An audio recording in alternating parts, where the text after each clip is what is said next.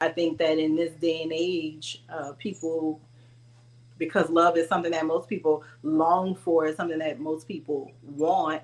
I think that you should be able to seek that on your own if that's what you want. Some people don't want it. Some people want to be alone, and that should be okay too.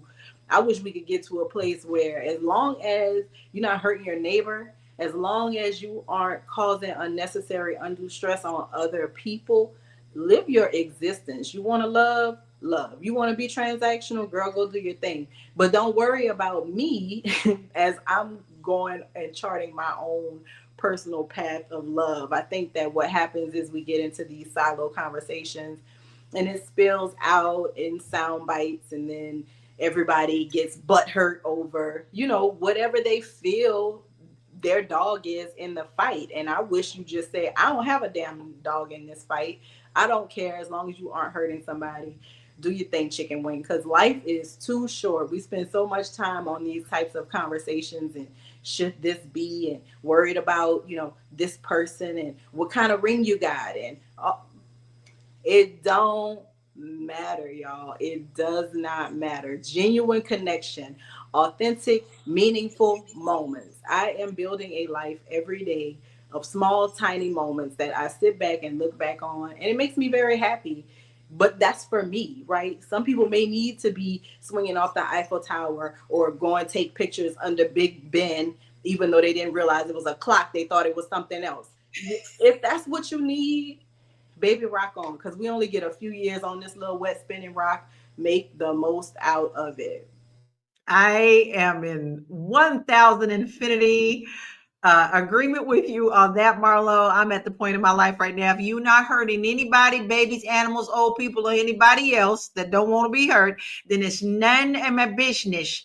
And Double A says, "Yep, Marlo, it's called minding your business. Maybe one day." Now, Crump Crazy says, now you know how your significant other feels," which actually kind of ties into Dr. Five's question.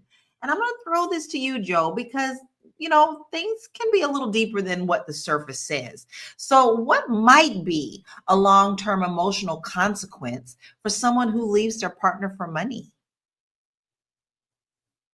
That is a really good question. I feel like there's a lot of things, right? I mean, you have leaving your partner for money. It might offer you some short term security, right? But in the long term, like there's just a huge emotional cost, and it can go into regret. You lose yourself almost all the time. Every single time you trade anything for money, a lot of times you have to give up pieces of your identity, right? So you lose yourself, and then you start dealing with trust issues and unprocessed grief. So you can't really. It's really difficult to be trading emotional connection for currency, because it's like you're teaching yourself that relationships are just transactional, Mm, and that mm. love is only valuable when it's convenient. You know what I mean? Like these are the type of things that you start talking to yourself about, and you know, it's not. It's the question shouldn't be whether you would leave for money. It's like what emotional need are you trying to buy? What do you need that money for? What that you couldn't meet?